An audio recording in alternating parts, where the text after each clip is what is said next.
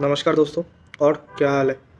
तो आज मैं ना कुछ डिफरेंट एक टॉपिक के बारे में मैं बात करने जा रहा हूँ, जो कि अभी हाल ही में रिज़र्व लिस्ट को लेके थोड़ा चल रहा है एस्पिरेंट्स के बीच में, जो टीचर्स है उनके बीच में, और जो कमीशन है कमीशन को अपील किया जा रहा है कि रिज़र्व लिस्ट के बारे में, जैसे कि रेल में आता है रिज़र्व लिस्ट। तो मैं आज मेरा एक एक्सपीरियंस में शेयर करूँगा जो मेरे सामने हुआ है और मैंने उसका देखा भी है। तो मुझे पता नहीं है आप लोगों को पता है कि नहीं, और मैंने कोई ऐसा वीडियो देखा नहीं जो इस बारे में बताए। एसएससी का स्टेनो में, अगर स्टेनो में है तो बाकी पोस्टों में भी बिल्कुल होगा मेरे हिसाब से। स्टेनो में एसएससी का एक रिज़र्व लिस्ट है, लेकिन ये दूसरे टाइप का रिज़र्व लिस्ट है।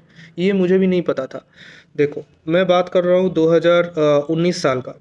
2017 का जो एग्ज़ाम हुआ था उसका फाइनल रिज़ल्ट 2019 में आया था। और 19 में जब डिपार्टमेंट एलोकेशन हो गया ना, तो उसके बाद में मैं जब जॉइन करने गया तो मेरे साथ मेरा एक अच्छा खासा बैच था। मेरे बैच में टोटल 6 स्टेनोग्राफर्स थे। उसमें से 2 ग्रेड 1 था, और बाकी दो ग्रेड सी था। उस टाइम में ग्रेड सी को ग्रेड 2 बोला जाता था। और बाकी 4 जो थे वो नहीं, 2 नहीं, 3 ग्रेड सी था, सॉरी, 3 ग्रेड सी था। और बाकी आपका 3 जो है ग्रेड डी का था। ग्रेड डी को उस समय ग्रेड 3 बोला जाता था, और ग्रेड सी को ग्रेड 2 बोला जाता था, जो कि बाद में रिवाइज हो गया। और ग्रेड 3 को हटा के उसको ग्रेड 2 बनाया गया, और ग्रेड 2 को ग्रेड 1 बनाया गया। ठीक है। तो मैंने देखा है मेरे बैच में एक मेरा कॉलीग जो मेरे साथ ज्वाइन करने के लिए आया था, और अभी वो नौकरी कर रहा है जयपुर में। ठीक है ना, मैं उसका नाम नहीं लूँगा। वो तो उसमें क्या है, उसका जब सिलेक्शन हुआ था ना, उसका 3 साल पहले सिलेक्शन होके रखा था। वो हमारे उसका एज का नहीं था, वो काफ़ी सीनियर था। और 3 साल पहले ना उसका एसएससी के थ्रू वो ऑलरेडी चयन हो चुका था। लेकिन क्या इशू हो गया, जब डिपार्टमेंट एलोकेशन हुआ वो हिंदी स्टेनो था, और एसएससी ने एक ऐसे डिपार्टमेंट में उसको एलोकेट कर दिया, उसका जॉइनिंग करवा दिया, जो डिपार्टमेंट वो जिस डिपार्टमेंट में स्ट्रिक्टली उनको इंग्लिश स्टेनो चाहिए था। तो अब ये रहा हिंदी स्टेनो। ये जब ज्वाइन करने गया, इसका मीडियम वगैरह सब हिंदी था। ठीक है। तो वहाँ पे ना इशू हुआ। वो डिपार्टमेंट ने उसने अपना जो वैकेंसी दिया था कमीशन को, स्टाफ सिलेक्शन कमीशन को, वहाँ पे उसने स्ट्रिक्टली मेंशन कर दिया था कि मुझे इंग्लिश स्टेनो ही चाहिए स्पेसिफिकली। तो ये तो उसके साथ मैच हुआ नहीं। और एसएससी ने भी, एसएससी का कुछ उसमें गलती था। गलती की वजह से उसने जो है उस डिपार्टमेंट में इसको भेज दिया, मेरे दोस्त को या मेरे कलीग को। तो इसने अपने रीजनल कमीशन ऑफिस में फिर जाके कंप्लेन किया, और चिट्ठी वगैरह बहुत लिखा। चिट्ठीबाजी बहुत करना पड़ा। ये सब मैटर में आपको चिट्ठीबाजी करना ही पड़ेगा, आपको बार बार ऑफिस विजिट करना पड़ेगा। उसके बाद एसएससी ने इसको अपने वेटिंग लिस्ट में डाल दिया। एसएससी का जो वेटिंग लिस्ट है ना, स्टेनोग्राफी का जो वेटिंग लिस्ट है, बाकियों का भी होगा। मुझे स्टेनो का पता है, मैं बता रहा हूँ, शेयर कर रहा हूँ। इनका जो स्टेनो का वेटिंग लिस्ट है, अगर आप प्रूव कर सको कि गलती कमीशन का है, तो वो कमीशन फिर उसको जो है, और कोई ऑप्शन नहीं रहता है उसके हाथ में, तो वो इसको एक वेटिंग लिस्ट में डालता है। और इस वेटिंग लिस्ट के जो बंदा है ना, जो कैंडिडेट है, ना ही इसको कोई एग्ज़ाम देना होता है और ना ही कोई कट ऑफ क्लियर करना होता है। जो पहले उसने एग्ज़ाम दिया था, कट ऑफ क्लियर किया था, वो वाला तो है ही उसका। ठीक है, पहले इसने मेरिट बना के रखा था, वो 3 साल पहले था। और जो अभी का जो एग्ज़ाम उसके बाद हो रहा है ना, उसमें जो नए बच्चे एग्ज़ाम दे रहे हैं, उन लोगों का कट ऑफ क्लियर होता है, मेरिट क्लियर होता है, तब जाके उनका सिलेक्शन होता है, लिस्ट में नाम आता है। तो इसका ना कुछ वैसा हुआ, ना सिलेक्शन हुआ, ना कुछ हुआ। बस एसएससी कमीशन की ऑफिस से एक लेटर आ गया कि आपको जो है फलाना फलाना डिपार्टमेंट में आपको ज्वाइन करना है, वहाँ पे हिंदी स्टेनो सूटेबल है।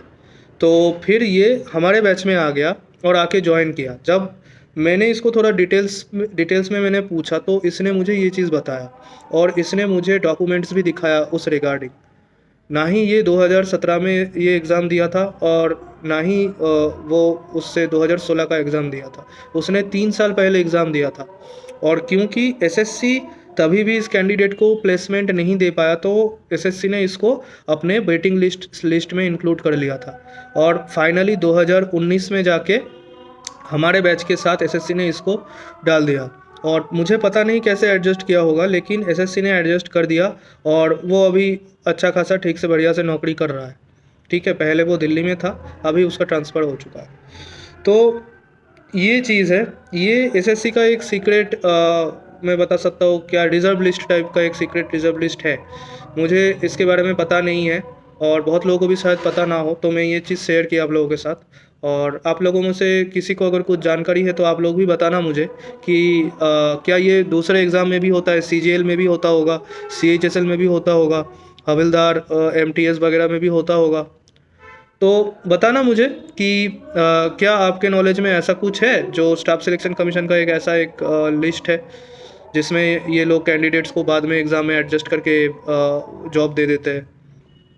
तो आज के लिए यही मुझे शेयर करना था। और देखो, जो भी मैंने अभी तक देखा है ना, एसएससी का जो ये सिस्टम है कि कट ऑफ जो बनेगा वो फाइनल फुल एंड फाइनल है, ना ही उसके पीछे एक भी कैंडिडेट को नहीं लिया जाएगा। तो ये सिस्टम जो है वो तो मैं शुरू से देख रहा हूँ। और नीचे जो 0.25 या 0.5 या 0.001 से भी जो रह जाता है कैंडिडेट, उसको सिंपली एसएससी कह देता है कि नेक्स्ट ईयर आप फिर से आओ, फिर से आप कोशिश करो, फिर से अपीयर करो। अब हो सकता है कि उसका वही लास्ट ईयर हो उसके एज के हिसाब से। तो एसएससी को ये चीज़ देखना चाहिए। बहुत लोग डीवी में नहीं आते हैं, नहीं अपीयर करते हैं। बहुत लोग डीवी में आते हैं लेकिन उनका डॉक्यूमेंट्स में गलती होता है, उनका कैंडिडेचर कैंसिल हो जाता है, तो पोस्ट फिर वैकेंट चली जाती है। ऐसे सरकारी पोस्ट जब सालों साल वैकेंट चला जाता है ना, तो वैकेंट रहते बाद में इसको एबोलिश कर दिया जाता है।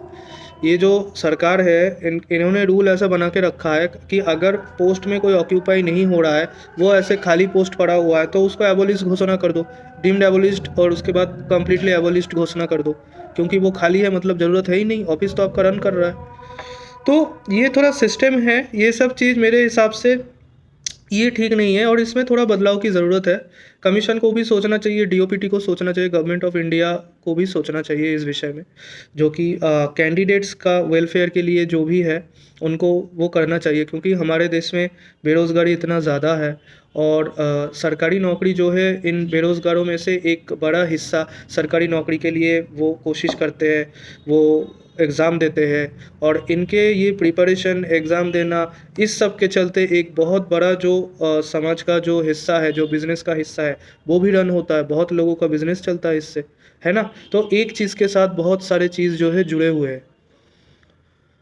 तो ठीक है दोस्तों, अभी के लिए मुझे यही कहना था। और बाकी आप अपना प्रैक्टिस कैसे कर रहे हैं, कंटिन्यू कर रहे हैं, और क्या इश्यूज़ आ रहा है आप मुझे बताना, शेयर करना। मेरा आईडी वगैरह डिटेल्स तो आपके पास होगा ही, अगर नहीं है तो वीडियो में मैं पहले शुरू में डाल देता हूँ, चेक कर लेना। Okay, bye.